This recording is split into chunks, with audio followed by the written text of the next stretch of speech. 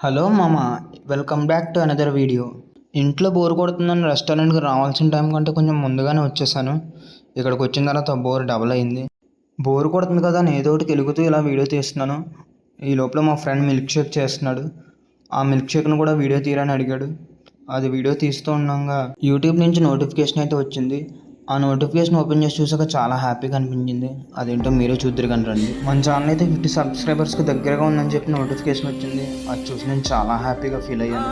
ఇందులో గొప్ప ఏముందరా బాబు అని మీరు అనుకోవచ్చు, కానీ నాకులా కొత్తగా యూట్యూబ్ ఛానల్ స్టార్ట్ చేసిన వాళ్ళకి ఇది చాలా మోటివేషన్.